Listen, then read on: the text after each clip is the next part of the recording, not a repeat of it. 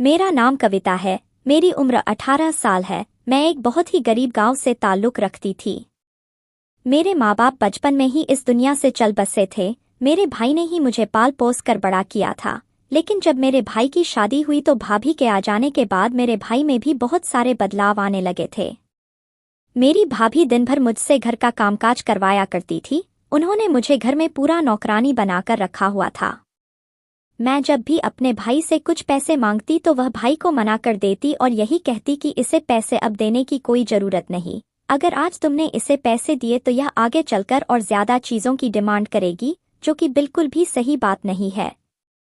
कल इसकी शादी भी होगी, दूसरों के घर जाकर तब यही सब करती रहेगी तो तुम्हारा ही नाम खराब होगा। मेरी भाभी हमेशा ही भाई को भड़काया करती थी। मेरे भाई की शादी मेरे दूर के रिश्तेदार ने करवाई। धीरे धीरे मेरा भाई भी अपनी बीबी की बातों में आकर मेरे साथ बहुत ज्यादा बुरा बर्ताव करता था। मैं मन ही मन बहुत ही ज्यादा दुखी हुआ करती थी। मैं जब भी अपनी सहेलियों के साथ बैठा करती थी तो अपने सारे दुख दर्द भी भूल जाया करती थी। सहेलियों के साथ बैठकर मेरा भी मन लग जाया करता था। मेरी सहेलियों की भी शादी अब जल्द से जल्द हो रही थी, क्योंकि हमारे गांव में लड़कियों की शादी कम उम्र में ही कर दी जाती। लेकिन माँ बाप लड़कियों की शादी में लड़के वालों को मुन्ह मांगी कीमत भी अदा किया करते थे।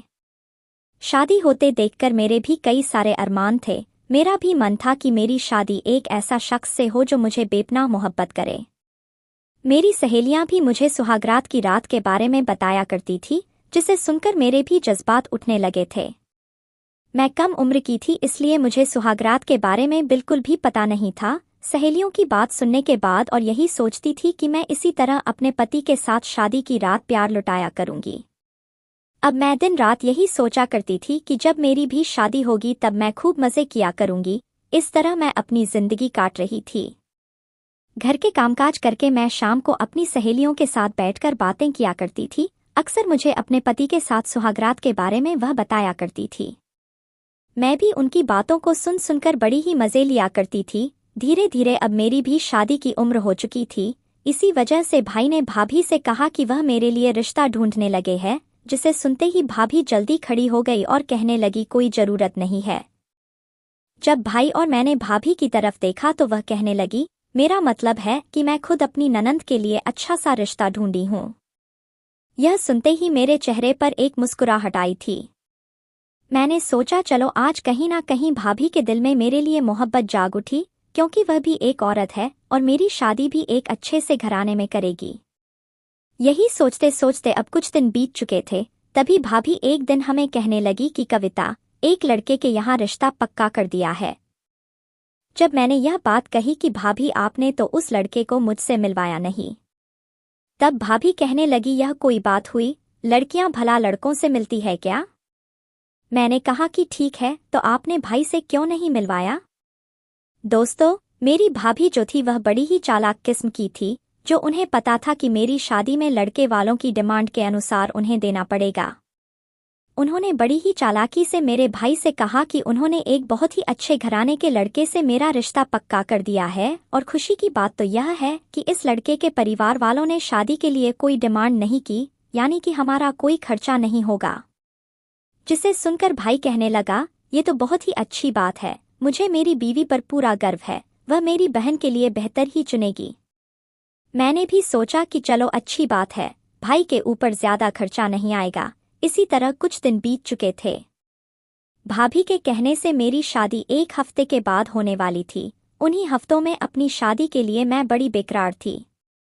मेरी सहेलियों ने भी मुझे शादी की रात की पूरी ट्रेनिंग पहले से दे रखी थी, ताकि मुझे कोई भी परेशानी ना हो। इसी तरह दिन गुजर चुके थे। मेरे शादी की रात भी नज़दीक आ चुकी थी। मेरी शादी की रात के समय होने वाली थी, इसी वजह से मैं दूल्हे को बिल्कुल भी नहीं देखा था। भाभी ने चुपचाप मुझे सोफे पर ले जाकर बिठा दिया। मैं बड़ी बेकरार हो रही थी, अब आने वाली जिंदगी के बारे में सोच रही थी। जब मेरा खुद का घर होगा, मेरा खुद का परिवार होगा और मुझे अपने भाई भाभी के घर नौकरानी बनकर बिल्कुल भी नहीं रहना पड़ेगा। लेकिन मैं शायद गलत थी। कभी कभी हम जो सोचते हैं, हमें वैसा बिल्कुल भी नहीं मिलता, क्योंकि किस्मत में हमारे क्या लिखा होता है यह हमें बिल्कुल भी नहीं पता। बड़ी ही सादगी के साथ उस दिन मेरी शादी हो चुकी थी। मैं शादी करके अपने पति के साथ ससुराल चली गई थी। जब मैं घर के अंदर दाखिल हुई तो बहुत ही पुराना सा घर था, जहां पर दीवारों को भी बिल्कुल भी पेंट नहीं किया था। मैंने सोचा कि शादी वाला दिन है, कम से कम लड़के वालों को अपने घर की मरामत तो करवा लेनी चाहिए थी, लेकिन मैंने बस इस बात को ज्यादा गौर नहीं किया। जैसे ही मैं घर के अंदर दाखिल हुई, घर का हाल बहुत ही ज्यादा अलग किस्म का था, बल्कि हमारे घर से भी यह घर बहुत ही ज्यादा छोटा था। घर में मेरी सास और मेरे पति ही अकेले रहा करते थे। मेरी सास थोड़ी बुजुर्ग थी, इसी वजह से कुछ रस्म करने के बाद वह अपने कमरे में चली गई थी। लेकिन जैसे मेरे पति ने मुझे मेरे कमरे तक पहुंचाया, कमरे का मंजर देखकर मैं तो थोड़ा परेशान हो चुकी थी, क्योंकि घर ऐसा था जैसे मानो सदियों से बिखरा पड़ा हो, क्योंकि बिल्कुल भी सफाई नहीं की गई थी। मेरे पति ने कमरे में भेजकर मुझे कहा कि मैं कुछ देर बाद वापस आता हूं, तुम बैठकर यहां आराम करो। अब मैं बिस्तर पर बैठकर बड़ी बेबसी से अपने पति का इंतजार कर रही थी। मैंने सोचा चलो घर जैसा भी हो, लेकिन पति तो अच्छा निकला, क्योंकि उसने शादी के दौरान हमसे कोई भी डिमांड नहीं की थी, इसीलिए मैं बहुत ही ज्यादा खुश थी। अब मैं अपने पति के साथ आने वाले वक्त के बारे में सोच रही थी, मुझे किस तरह अपने पति से प्यार करना है, पति को कैसे अपनी तरफ करना है, यही सोच सोचकर मैं मन ही मन बड़ी ही खुश हो रही थी। लेकिन फिर पूरे 2 घंटे के बाद मेरा पति कमरे में दाखिल हुआ, लेकिन वह जिस हाल में आया था उसे देखकर मैं पूरी चौंक गई थी, क्योंकि वह पूरा नशे में धूत था। मैंने अपने पति को पकड़ा और उन्हें बिस्तर पर बिठाया, तभी मेरे पति ने मुझे पकड़कर बिस्तर पर धक्का दे दिया और फिर लाइट बंद करते ही पूरे जोश के साथ मेरे साथ जो किया, उन्होंने मेरी चीख निकाल दी थी। मैं चाहती थी कि मेरा पति मुझसे बेपनाह प्यार करे, लेकिन जिस हाल में और जिस तरीके से यह मुझ पर प्यार लुटा रहा था, यह मुझे बड़ा ही खराब लग रहा था। मुझे ऐसा लग रहा था मानो कोई मेरे साथ जबरदस्ती कर रहा हो, लेकिन अभी तक भी मुझे सच्चाई के बारे में बिल्कुल भी पता नहीं था। वह सच्चाई जिसे मेरे भाभी ने मुझसे और मेरे भाई से छुपा कर रखा था। मेरी भाभी ने बड़े ही चालाकी से यह खेल खेला था। दूसरे दिन जब मैं उठी तो मुझे बिस्तर से उठने की हिम्मत भी नहीं हो रही थी। मेरा पूरा बदन कमजोर हो चुका था, लेकिन सुबह सुबह मेरी सास दरवाज़ा खटखटाने लगी थी। वह मुझे कहने लगी कि बहू जल्दी उठो और घर की साफ सफाई करो, जिसे सुनकर मैं पूरा हैरान रह चुकी थी। भला कौन सी सास बहू को दूसरे दिन घर की सफाई के लिए कहती है। लेकिन मैंने सोचा कि शायद इनका यही रिवाज होगा, इसी वजह से मैं नहा धोकर कमरे के बाहर निकली तो मेरी सास ने मुझे झाड़ू पोछा पकड़ा दिया और कहा, पूरे घर की अच्छी तरीके से सफाई करो। बहुत टाइम से घर की अच्छी सफाई नहीं कर पाई थी, तो तुम आ गई हो तो अब से तुम ही किया करोगी। यह सब देखकर मैं आंखें बड़ी बड़ी करके अपनी सास की तरफ देख रही थी। इसका क्या मतलब था, लेकिन नई नई शादी हो जाने की वजह से मैं अभी अपने सास से कोई सवाल जवाब नहीं कर सकती थी, इसी वजह से मैं चुप रही। इसी तरह मैंने सारा दिन घर की सफाई में बिता दिया था। मेरे हाथों की जो मेहंदी थी वह भी एक ही दिन में धुल चुकी थी, क्योंकि घर काफी दिनों से गंदा पड़ा था, जिसे साफ करते करते मेरे हाथों की मेहंदी जो थी वह उतरने लगी थी। मैंने सोचा चलो आज मेरा पहला दिन है और ससुराल में तो यह सब तो करना ही पड़ता है, और घर भी तो मेरा खुद का ही है। यह सोचकर मैंने रात का खाना बनाकर तैयार भी कर दिया था। मेरी सास ने खाना खाया और जब मैं अपने पति का इंतजार करने लगी तो मेरी सास मुझे कहने लगी थी कि तुम्हें कोई जरूरत नहीं है, वह खुद ब खुद खा लेगा। अपनी सास की बात को मान लिया था और वही खाना खाने लगी थी और मेरी सास अपने कमरे में चली गई। तब मैं अपने पति का इंतजार कर रही थी। आज फिर रात को मेरा पति लेट वापस आया था और वह आज भी नशे की हालत में था, जिसे देखकर मैं फिर से बड़ी ही परेशान होने लगी। आज भी मेरे पति ने पहली रात की तरह ही मुझ पर अपनी हुकूमत जमाई थी। मैंने कई बार उन्हें पीछे करने की बहुत ही कोशिश की थी, लेकिन मेरे पति की जो पकड़ थी वह इतनी मजबूत थी कि मैं उन्हें अपने से दूर भी ना कर सकी। ऐसे ही दिन गुजरने लगे थे। मुझे ऐसा लग रहा था मानो इस घर में काम करने के लिए आई हूँ, और रात को भी इसी तरह का यह सिलसिला शुरू हो चुका था। मेरा पति रोज रात को नशे की हालत में आता और मेरे साथ जो जबरदस्ती करता। धीरे धीरे मुझे समझ में आने लगा था कि मेरी भाभी ने ही मेरे साथ गलत किया है। उन्होंने मेरी जिंदगी खराब कर दी है। उन्होंने मेरी शादी शराबी के साथ कर दी, जिसके बदले में ससुराल वालों ने कोई डिमांड नहीं की थी। मेरा दिल बहुत किया था कि मैं अभी जाकर अपने भाई भाभी को यह सारी सच्चाई के बारे में बता दूं, लेकिन मुझे पता था कि मेरा भाई फिर से मुझ पर यकीन नहीं करेगा और फिर वह भाभी का ही साथ देगा। इसी वजह से मैंने उसे अपनी किस्मत समझकर आगे की जिंदगी बिताने लगी थी। मन ही मन में बहुत दुखी थी, लेकिन मैं किसी से कुछ भी नहीं कह सकती थी।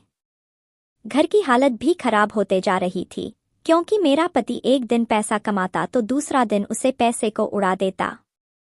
मैं पढ़ी लिखी भी नहीं थी कि कहीं नौकरी भी कर सकूं।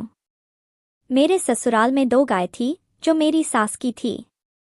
वह गाय का दूध बेचकर ही अपने घर का गुजारा किया करती थी।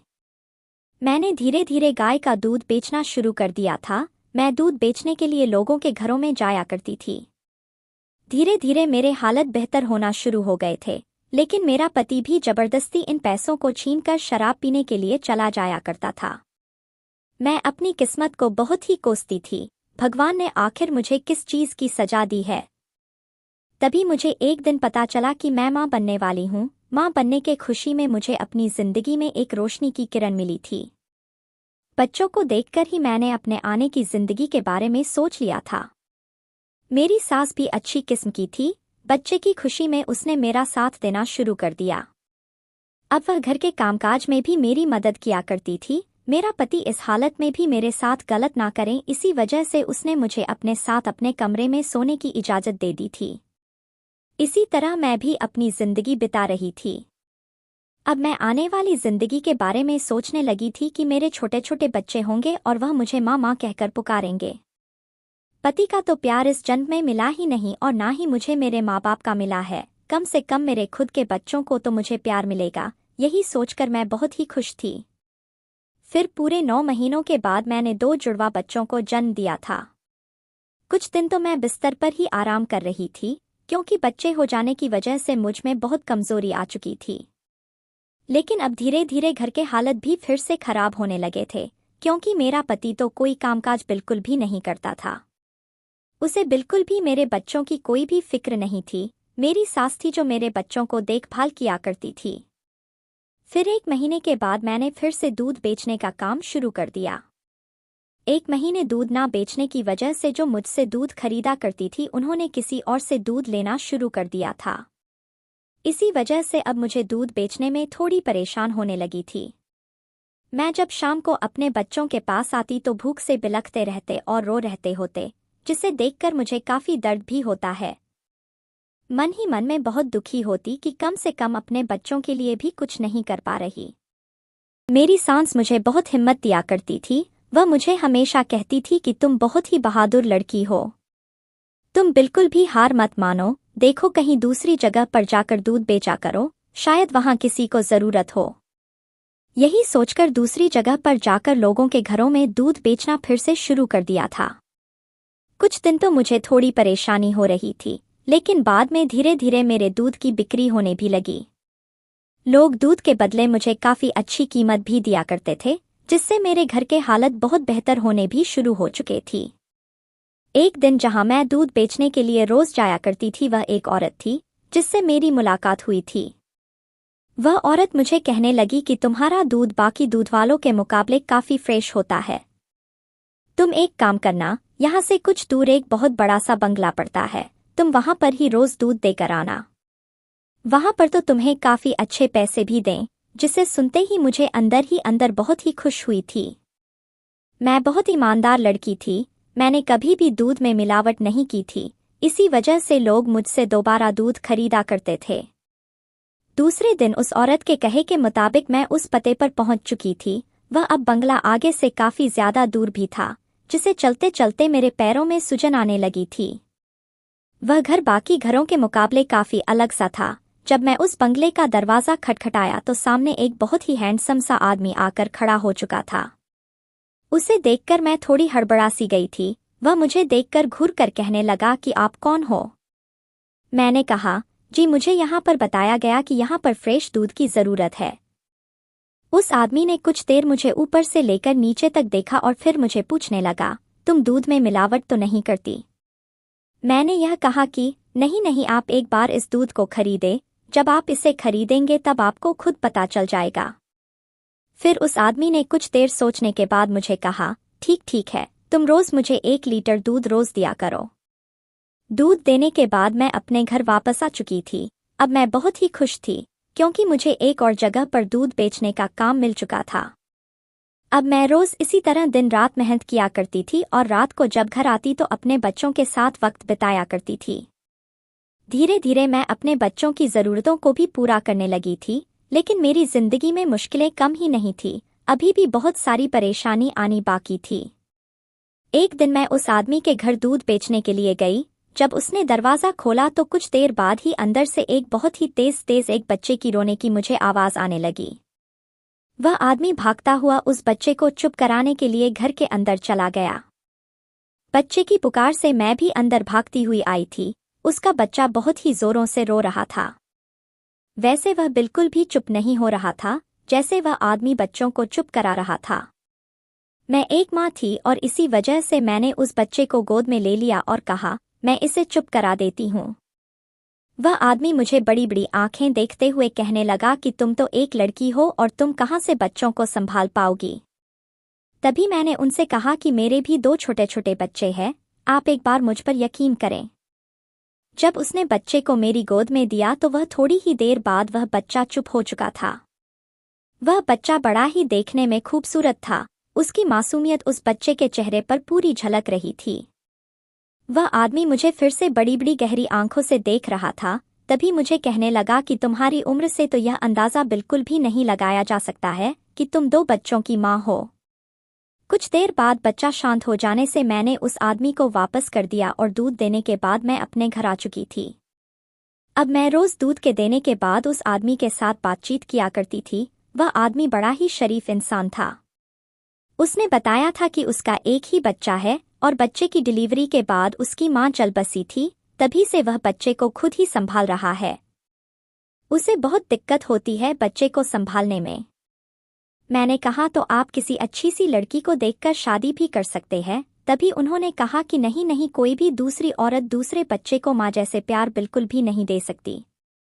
तभी उस आदमी ने मेरे बच्चे के बारे में भी पूछा। मैंने भी उसे अपनी कहानी बता दी थी। वह आदमी काफी नेक दिल इंसान था। अब मैं रोज उसके घर दूध बेचा करती थी और उसके बच्चे के साथ थोड़ा वक्त भी बिताया करती थी। उसका बच्चा मेरे साथ काफी अच्छे से घुल मिल गया था। अब मैं इसी तरह अपनी जिंदगी गुजार रही थी। मेरा पति तो दिन रात अब नशे की हालत में रहता था। उसे तो मेरी और मेरे बच्चों की बिल्कुल भी फिक्र नहीं रहती थी, बल्कि उसे तो अपने खुद की सगी माँ की भी कोई फिक्र नहीं रहती थी। मेरी सास थोड़ी बुजुर्ग होती जा रही थी। अब मेरे बच्चे थोड़े बड़े होते जा रहे थे। धीरे धीरे बच्चों को संभालना मेरे लिए भी मुश्किल होता जा रहा था। फिर एक दिन मेरा बच्चा बहुत तेज बीमार हो चुका था। डॉक्टर ने मुझे कहा कि दोनों बच्चे जुड़वा हो जाने की वजह से दोनों को ही तुरंत अस्पताल में एडमिट करना पड़ेगा, क्योंकि बच्चों को निमोनिया हो चुका है। इसके लिए काफ़ी सारे पैसों की भी ज़रूरत पड़ेगी। मेरे पास इतने सारे पैसे तो बिल्कुल भी नहीं थे। मैं भागती हुए घर आकर अपने पति से भीख मांगने लगी थी, लेकिन वह तो मुझे धक्का देकर दोबारा घर से चला जा चुका था।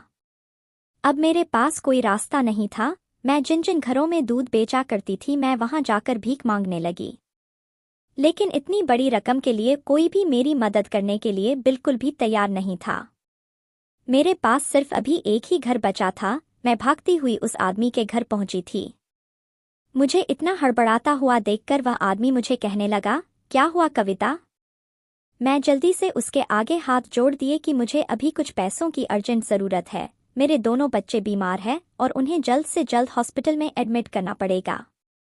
मेरे बच्चों के अलावा मेरा इस दुनिया में कोई भी नहीं है।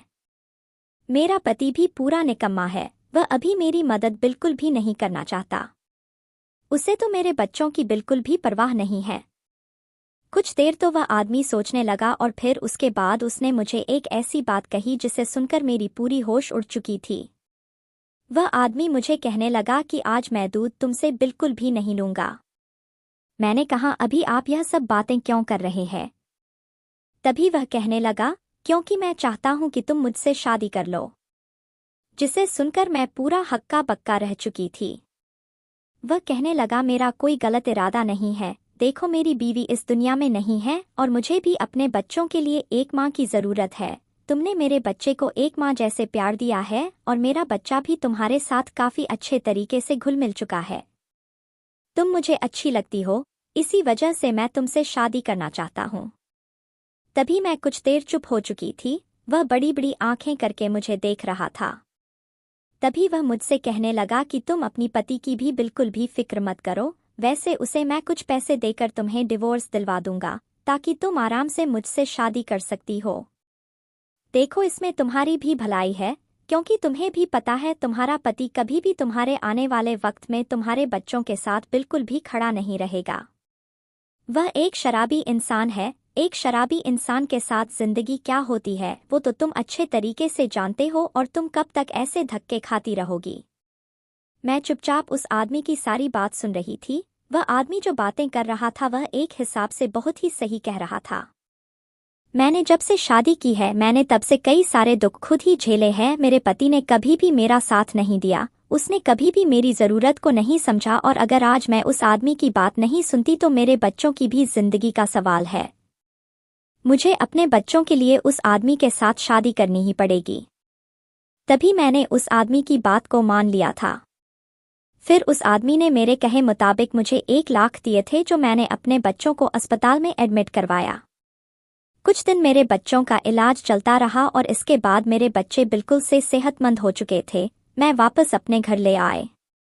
अब कुछ दिन बाद वह आदमी मेरे घर पहुंचा। उसने मेरे पति को 2 लाख दिए। उसके बदले में मेरे पति ने मुझे डिवोर्स दे दिया। उसने एक बार भी मेरे बारे में बिल्कुल भी नहीं सोचा था। मैं भी चुपचाप डिवोर्स के पेपर पर साइन करके उस आदमी के साथ कोर्ट में जाकर शादी कर ली। फिर उसके बाद मैं उस घर आकर रहने लगी। कुछ दिन तो मुझे बहुत ही अजीब सा लग रहा था, लेकिन धीरे धीरे उस आदमी के दिल में मेरे बच्चों को लेकर जो मोहब्बत था उसे देखकर मैं पूरी पिघल चुकी थी। वह आदमी सच में नेक इंसान था। वह मेरे बच्चों में कभी भी फर्क नहीं करता। उसने मेरे बच्चों को भी अपने बच्चों की तरह ही प्यार दिया था। जब भी वह शाम को घर वापस आता तो अपने बच्चे के साथ साथ मेरे बच्चों के लिए भी खिलौना लेकर आता। अब धीरे धीरे मुझे भी उससे प्यार होने लगा था। शादी हो जाने के बाद हमने एक बार भी सुहागरात नहीं मनाई थी, क्योंकि मेरे पति ने मुझे कहा था कि जब तुम चाहोगी तभी मैं तुम्हारे करीब आऊंगा। इसी वजह से मैं शाम को अपने पति के आने से पहले ही पूरे घर को अच्छी तरीके से सजा लिया। जब मेरा पति घर के अंदर दाखिल हुआ तो वह मुझे देखकर हैरान हो चुका था। मैंने सारे बच्चों को दूसरे रूम में सुला दिया। मैं अपने पति का हाथ पकड़कर उसे अपने साथ कमरे में ले गई। वह कमरे में आकर मुझे बड़े बड़े आंखें करके देख रहा था। उसके चेहरे पर हल्की सी मुस्कान थी। मैंने उसका हाथ पकड़कर उसे कहा, तुम मेरी जिंदगी में आए हो और मेरी जिंदगी बदल चुकी है। मेरे बच्चों को बेहतर बाप मिल चुका है। अगर तुम मेरी जिंदगी में ना आते तो शायद अभी भी मैं अपनी जिंदगी में परेशानियां झेल रही होती। इसके आगे मैं उसे कुछ कहने की वाली थी कि तभी मेरे पति ने मुझे चुप करते हुए कहा, जो वक्त गुजरा है उसे छोड़ो और जो वक्त है इसे अच्छे से एंजॉय करो। फिर हम दोनों ने एक दूसरे को गले लगा लिया और फिर हमने एक दूसरे पर खूब जम के प्यार भी किया था। आज मेरी जो जन्मों की प्यास थी मैंने वह पूरी की थी। जो शादी को लेकर डर था आज पूरा खत्म हो चुका था। अब मैं अपनी जिंदगी में बहुत ही ज्यादा खुश हूँ।